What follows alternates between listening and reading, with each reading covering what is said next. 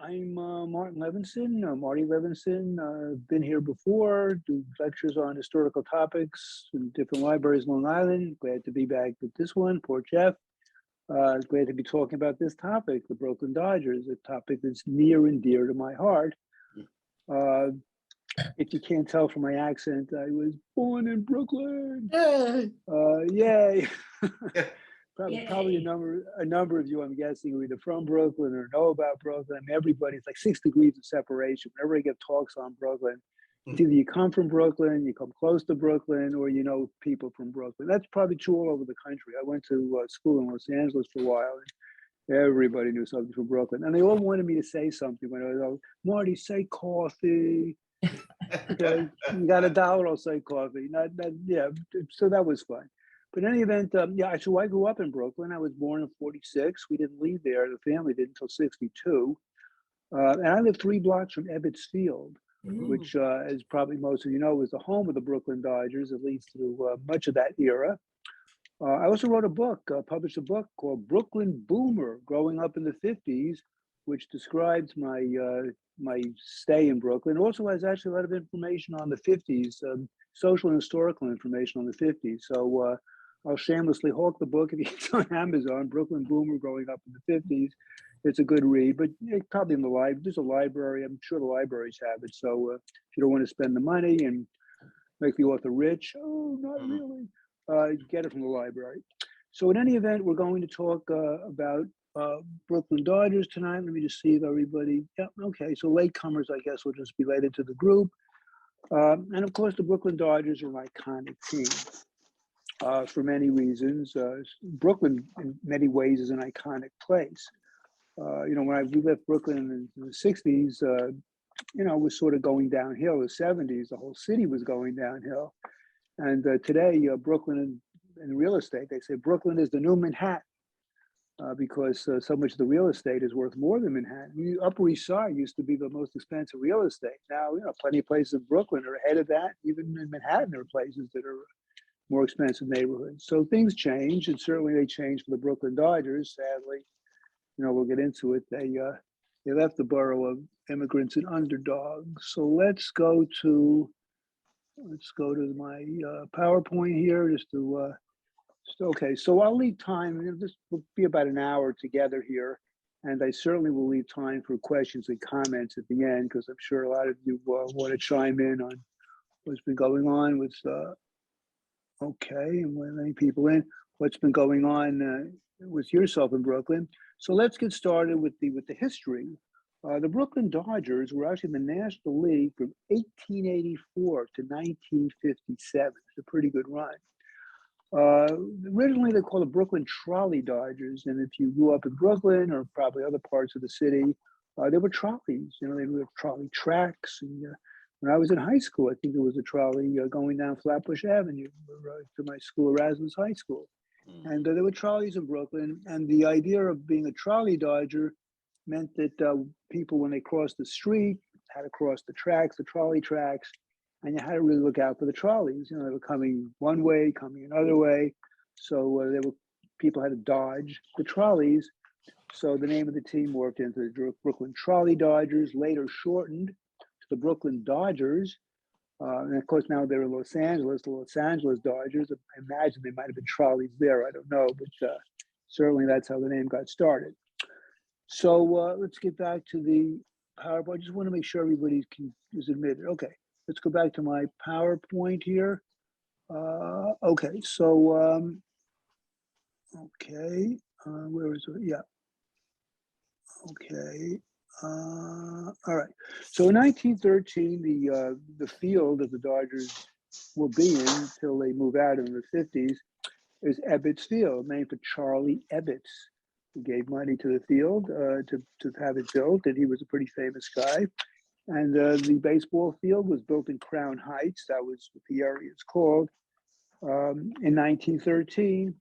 And so that's where the Brooklyn Trolley Dodgers played. And I would say the name I have here was first used to describe the team in 1895. And of course, as I said, the name was later shortened to the Dodgers. The historic and heated rivalry with the New York Giants began in the 1889 World Series when they played each other. Now, at the time when they played each other in 1889, Brooklyn and New York were separate cities. Brooklyn didn't become part of New York City, I think, till 1898 in that area. So Brooklyn was a separate city. In many ways, they still consider themselves a separate city. So they played each other.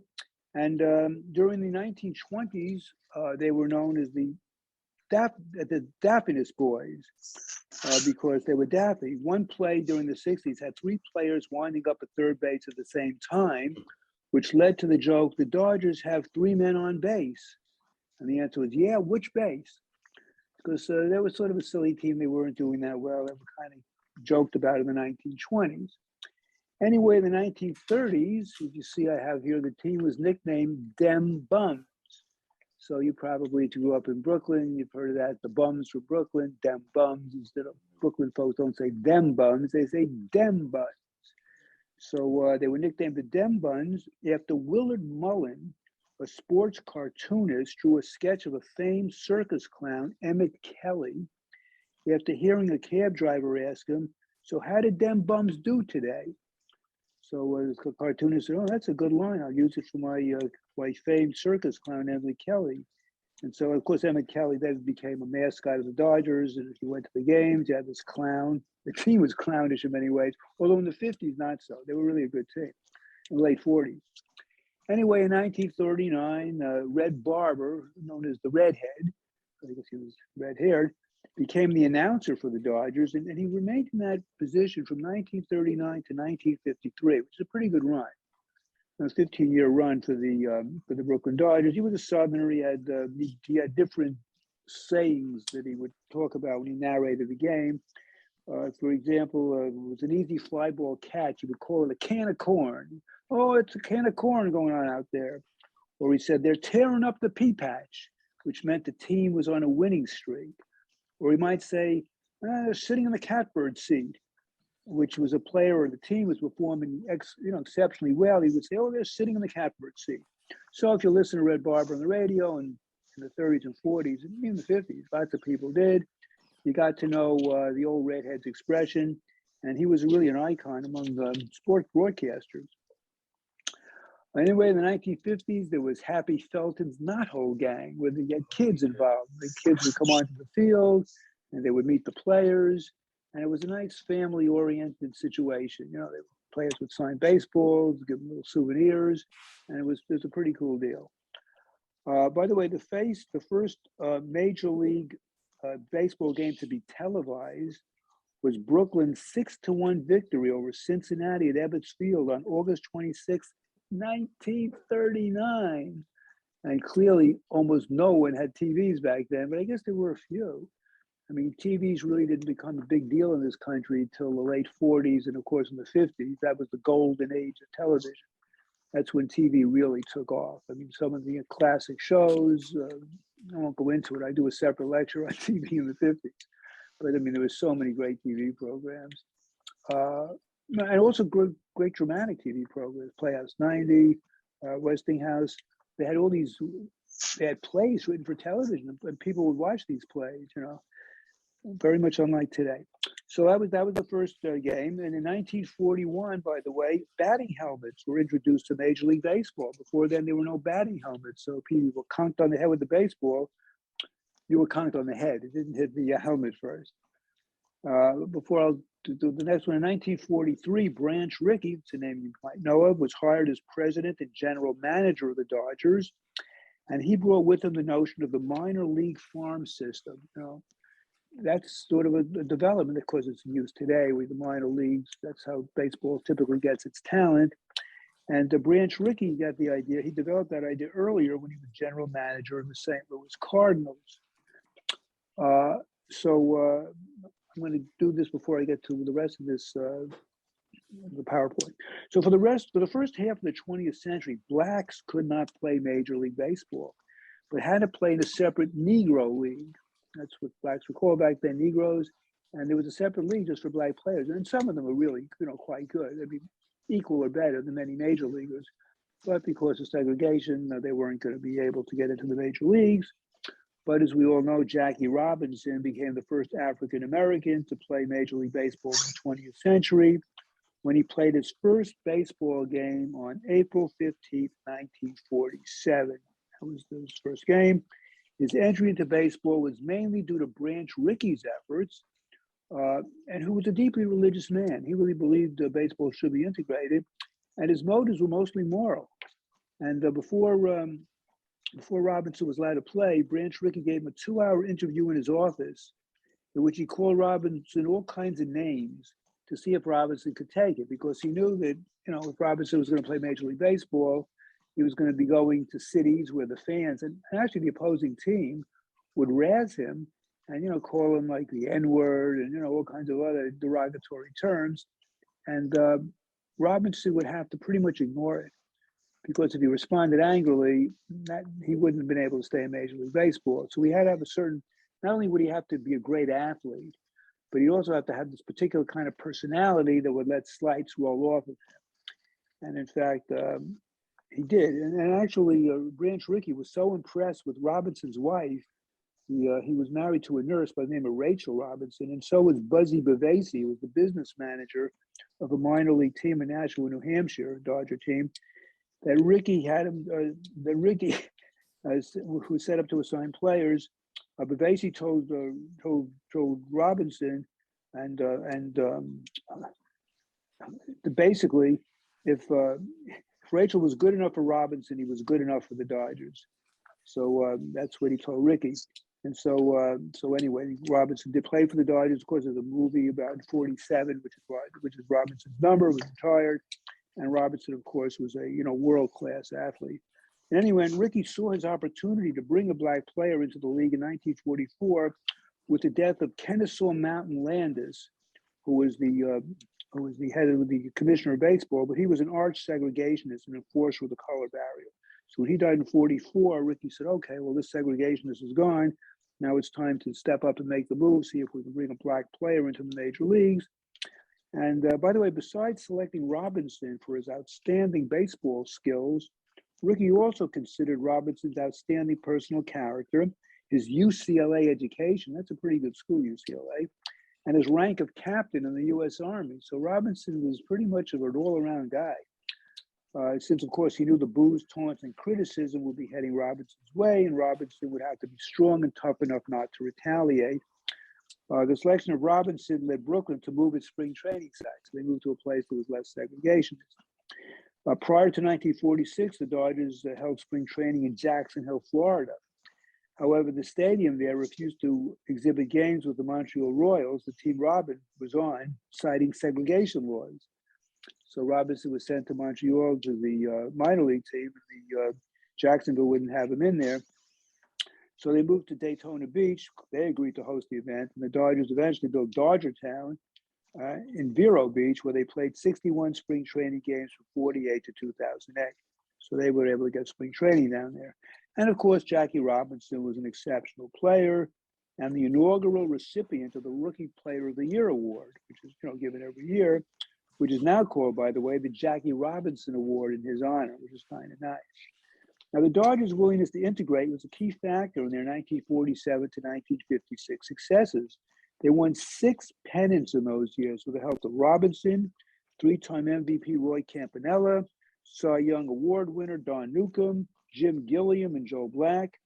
And Robinson eventually became the first African American elected to the Baseball Hall of Fame in 1962. So the Dodgers won pennants in 41, 47, 49, 52, and 53, only to be defeated by the New York Yankees in the World Series. And the idea of wait till next year became an unofficial Brooklyn Dodgers slogan. But in 1951, the Dodgers fell victim to one of the largest collapses in baseball. On August 11, 1951, Brooklyn led the National League by a whopping 13 and a half games over their arch nemesis, the New York Giants. However, while the Dodgers went 26 and 22 from that time until the end of the season, which is a pretty good record, the Giants tore up the opposition, winning 37 of their last 44 games, including their last 7 in a row, which is an astounding record. So at the end of the regular season, the Dodgers and the Giants were tied for first place, forcing a three-game playoff for the pennant. This is at 51. Now, the Giants took game one by a score of 3-1 before being blanked by the Dodgers in game two, 10-0. In the final game, Brooklyn led 4-2 in the bottom of the ninth inning and seemed to have the pennant won. I mean, I guess maybe some fans were heading for the aisles, as they say. But Giants outfielder Bobby Thompson hit a stunning 3-run walk-off home run against Giant pitcher Ralph Branca to secure the National League championship for the Giants. That home run, nicknamed the shot heard round the world, right? It's almost like the Revolutionary War, Lexington. Remember the shot heard round the world? That's what they call this home run. That's the most famous home run in baseball history.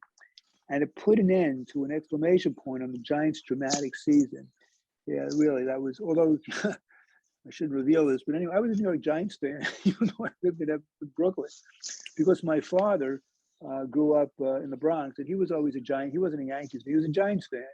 And of course, I was a son. I looked up to my father, so I became a Giants fan. Probably the only Giants fan in Brooklyn. But anyway, but I was still rooting for the Dodgers. If they would get into the pennant, if they would get into the World Series, I was certainly going to root for them. But I was always rooting for the Giants first. So that was me, and I was really an oddball. Anyway, in 1955, Brooklyn wins the World Series. But before I do that, I'll show you some pictures. There's the old trolley. And there you see the guys crossing the trolley tracks. There's the iconic Ebbets Field. Wow, I remember that stadium. As I said, I lived 3 blocks away from it. At night, you see the lights up. You could hear the crowd from my window in my apartment building. I knew something. I could hear cheers when something was happening for Brooklyn, and it was silent. Other than that, probably it was fun. And you could get foul balls. Sometimes I went around the stadium on Sullivan Place or Montgomery Street. And we wait to see if we could catch a foul ball that's hit out of the stadium. Anyway, there's Emmett Kelly, the famous clown with Brooklyn mascot. If you saw a Dodgers game, you saw Emmett Kelly on the field. There's the old redhead, Red Barber, wonderful sports announcer, Southerner, really people took to him. There's Branch Rickey, general manager who integrated baseball, brought Jackie Robinson into baseball. And of course, there's a great Jackie Robinson. Just wonderful in so many ways, not only an athlete, but character, bright guy, just an astounding person. There's the knothole gang, as I mentioned before. You see the kids with the players. It was always fun. As a kid, you always go, well, maybe I'll get to the knothole gang. Maybe I'll meet a player or get a baseball or something, but who knows? There's a shot heard around the world. There's Bobby Thompson rounding the bases, and everybody's running onto the field, which you're not allowed to do, but it's tough to stop with all the excitement. And there's Bobby Thompson. There's the very famous catch in Game 7 of the World Series, which I'll get to. It's Sandy Amoros. Sandy Amoros. There's a name I'm sure some of you are familiar with. Yeah. There's Gil Hodges, the great Gil Hodges. Later became manager of the Mets, first baseman. Lived in Brooklyn. And many of these baseball players, by the way, lived in Brooklyn and in houses, and some of them took the subway to the games and then walked from the subway station in Prospect Park, the VMT station, to walk to the games. They weren't paid they were paid. Well, obviously they were paid well, but certainly nowhere near what the players that play today. And you could see them in the neighborhood. I mean, they weren't living where I was living in Flatbush, but some lived out, I think, in Bay Ridge and other places. And they would mow the lawn on the weekend and do all the things that you never catch a baseball player doing today. But anyway, that was really a home team. There's Jim Gilliam, Junior Gilliam, an infielder for the Dodgers, another famous black player. It's Roy Campanella, who many of you probably recognize, who unfortunately was in a car crash that left him, couldn't play anymore, left him paralyzed in a wheelchair. But what a great catcher for the Dodgers. Billy Cox, another wonderful Dodger player. Is Pee Wee Reese. Reese, another great baseball player for the Dodgers. And Pee Wee, I don't think was his real name, but anyway, that was his name. And there's Duke Snider. Of course, everyone, if you grew up in the 50s, the big controversy in the 50s was, who's the greatest out center fielder? It was between Duke Snider, Mickey Mantle, and Willie Mays. So all playing for, New York City teams, right? Snider for the Brooklyn team, Willie Mays for the Giants, and Mantle for the Yankees. And of course, the answer is Willie Mays. I'm a Giants fan, and there you go. We could talk about that later if you want to defend the others, one of the other two. Carl Furillo, another really wonderful baseball player, an outfielder. Sandy Koufax, phenomenal, Hall of Fame left-hand pitcher. And by the way, he's also a very good basketball. In high school, he played basketball. Many of these players were actually really good athletes in other sports, and they wound up in baseball. But he was a wonderful pitcher. Here's Non Newcomb, another, black player that was made a big difference for the Dodgers. Clem Labine, a relief pitcher. Also, Carl Erskine, another great pitcher. As I'm going through memory lane here, you're probably thinking, oh, yeah, I remember these guys. Right. And of course, in 1955, which I'll get to, we'll talk about this guy. We'll get to, that's Johnny Padres, who obviously his pitcher he's celebrating. But anyway, after 1951, of course, Brooklyn Dodgers fans was kept, wait till next year, wait till next year, wait till next year. Well, finally, 1955 rolls around, next year finally comes. And the Dodgers win the pennant, and they're going to play the Yankees. And so over 1 million fans in attendance at Ebbets Field witnessed the Brooklyn Dodgers finish that year's baseball season with a .641 winning percentage, and they captured the National League pennant. That's a good winning percentage. And of course, I showed you some of the iconic baseball players, et cetera. And there's Johnny Padres, whose key pitch was known as a changeup. So, the changeup is you throw fastballs and then you throw a ball slowly to the hitter, and that's called a changeup. He's fooled. He thinks he's going to get a faster ball. He'll swing and he'll miss it. He'll swing ahead of it, or he'll be so confused it'll go by him. And that key pitch was a changeup, and it was known as pulling down the lampshade. So the fun part of baseball is not just the game itself, there's all the expressions that go with it and the characters that play the game. That's a lot of fun too. Although baseball's hurting these days. In the 50s, baseball was the national sport. Today it certainly isn't. And it's harder to get younger people involved. Kids are playing soccer and doing other things. And, baseball requires, if you're going to play baseball, you need a field. So a lot of city kids don't have fields. That's why basketball is so popular with city kids. You don't need a lot of equipment. A hoop and a pole, and there you go. You got basketball. But with baseball, it's a bigger investment. Although I played stickball as a kid. Sadly, they were right. I'm sure some of you did too. Sadly, there were no stickball professionals. Anyway, so that was Padres. And Padres won 2 games in the series, including the 7th game of that World Series, which involved a spectacular double play that began, and when you saw that catch there, when left fielder Sammy Amoros ran down a fly ball hit by Yogi Berra. He was the catcher for the Yankees. This pretty famous catcher used to say crazy things. When you see a fork in the road, take it. Oh, very good, very funny. So so Sandy Amoros caught the fly ball hit by Yogi Berra, then threw to the shortstop Pee Wee Reese, who relayed it to first baseman Joe Hodges to double up a surprise Gil McDougal, who was off the base because he didn't think he could possibly make the catch, so he was moving the other way towards second, I guess, and that preserved the Dodger lead. Anyway, Hank Bauer grounded out. The Dodgers won 2-0, and of course the Brooklyn went berserk, including me. I was a Giants fan, but I was screaming and yelling like everybody else because I'm still in Brooklyn. And if you remember where you were when the Dodgers won the World Series, that day just the borough went crazy, horns honking and people celebrating, drinking. I was too young to drink, but I'm sure there was lots of drinking going on. But anyway, that was people really felt good. Brooklyn finally won a World Series, which was great. But sadly, the good feeling wouldn't last too long because we'll get to that. Okay, so we'll get to it now. So anyway, in 1950, I'll talk about the owner of the Dodgers and what happened. Walter O'Malley, who was a real estate businessman. Let me just go here. There's Walter O'Malley. He's on Time magazine. He was a real estate businessman, and in 50, he acquired majority ownership of the Dodgers.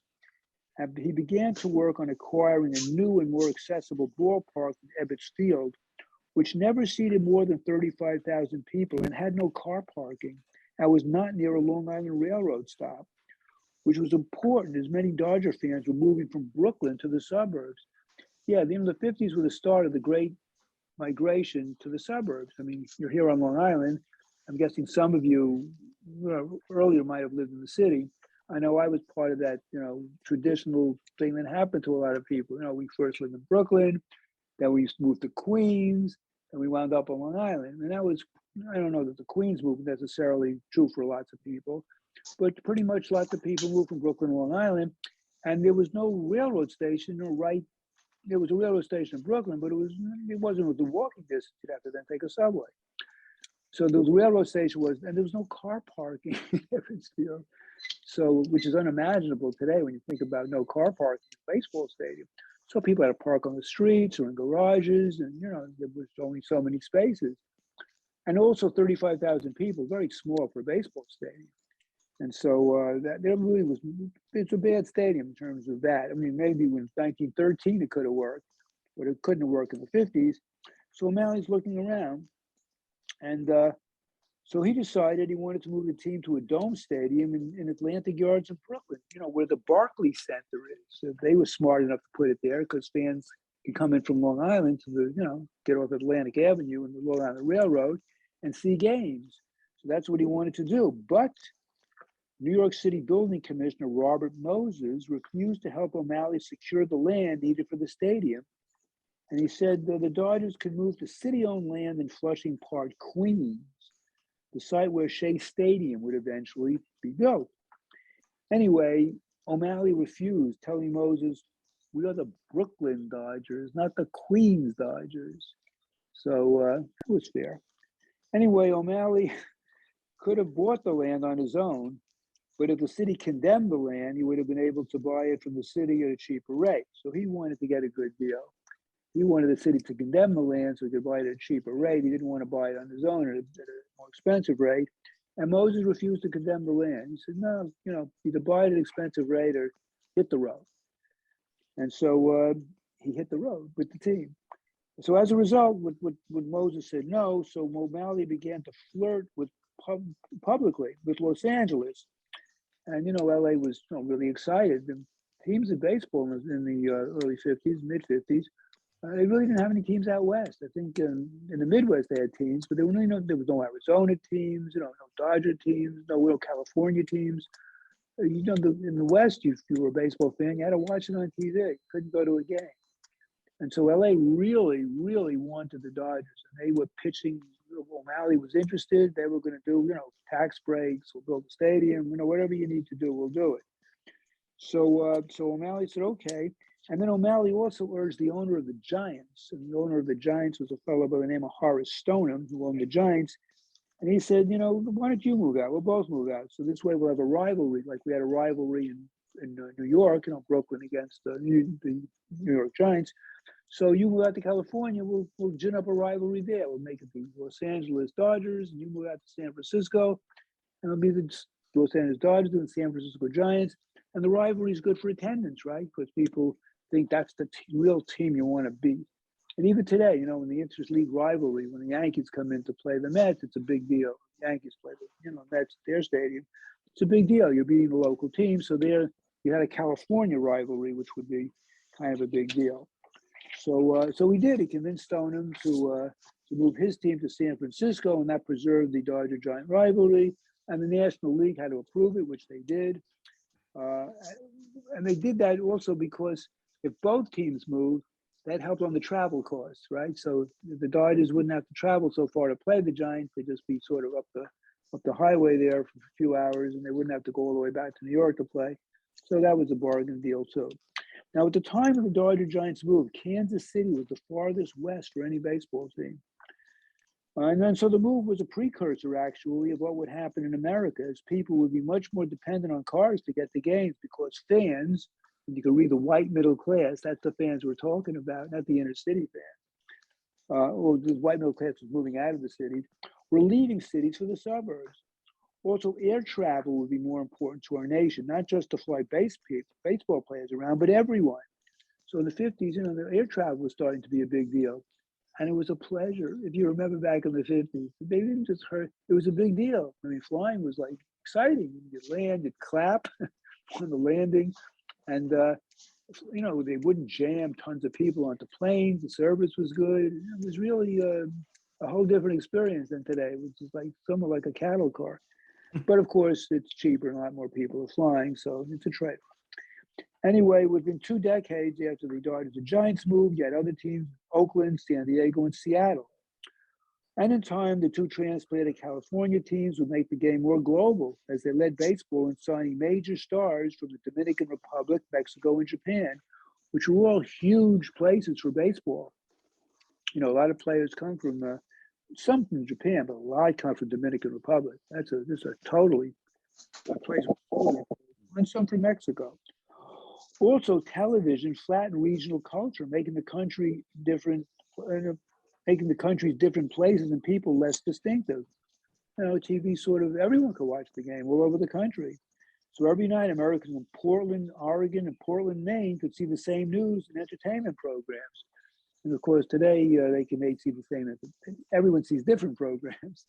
So back in the 50s, fake news wasn't a big deal because we were kind of all watching the same news. Basically three TV stations, and you had your choice, but they were all pretty much broadcasting the same news. Today, who knows what's going on? Anyway, during the first decades of the 20th century, what passed for national culture was basically a product of the East, particularly New York City. And that was considered a real cultural hub. But by 1980 or so, that notion no longer held.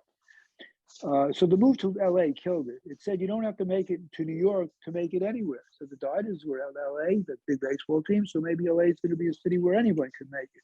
Of course, for the movie industry, it was always LA, but there are other things too. Celebrity became more widely distributed. Okay, so now you didn't have all these baseball celebrities living in the East and Midwest. You have them in California. Anyway, during the first 9 years of California, the Dodgers and Giants combined for 5 National League pennants. So they were pretty good teams. It's a shame they didn't stay in New York. That would have been good for the city too. Anyway, today businesses and factories regularly abandon their communities and even will leave the U.S. if it will lead to higher profits.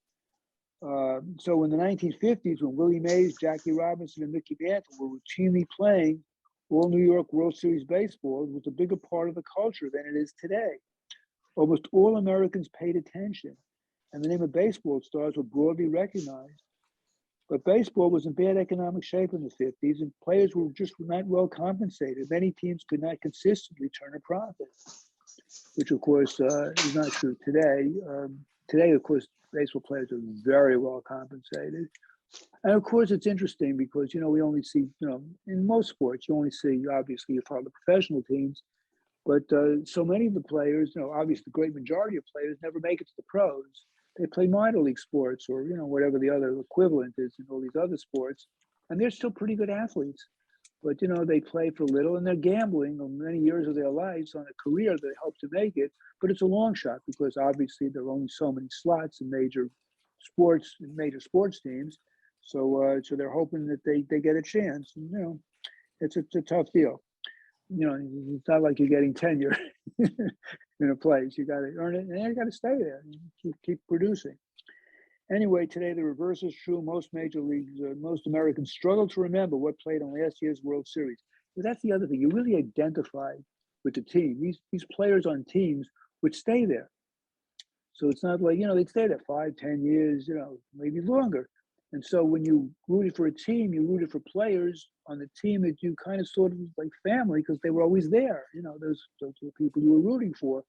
Whereas today with free agency, they're here 1 year, they get to maybe sign a 1 year or 2 year contract. Then another team offers them a better contract. They go to the other team. So these mercenaries, they're sort of roaming from place to place and going to the highest bidder. So rooting for a team with the players are just interchangeable. So it's different. I think it's worse, but anyway, it is. But from a standpoint of should they be able to do that from a labor negotiation standpoint, the answer is yes. Why shouldn't they? They're not, they don't sign their rights away to negotiate, and certainly that's how the courts thought also. So free agency was accepted as part of baseball, and it's certainly there today. Anyway, and today also few, you can recognize players. Back in Brooklyn, if you saw a player in the grocery store from the Brooklyn team, you recognize them. You knew the players on the team. Today, chances are, unless they're major stars and you follow baseball, you really wouldn't recognize them. Also, as I said, baseball in the 50s was really the national sport. So it had a much bigger footprint in the culture than it does today. I mean, football was around, but baseball was the sport. And today, I think more people know football, and hockey is actually very big today. And there were other sports around, and there's other things people can do. Back in the 50s, your entertainment venues were kind of limited. There was baseball, there were movies, and you had to go to a movie, no streaming. So you would go to a movie, there was theater. I mean, so people would go to theater, a small part. But it's like you could stay home and do a lot of things. You could watch TV at home. And of course, you watch TV at home. Many people watch baseball games at home. That was the big deal.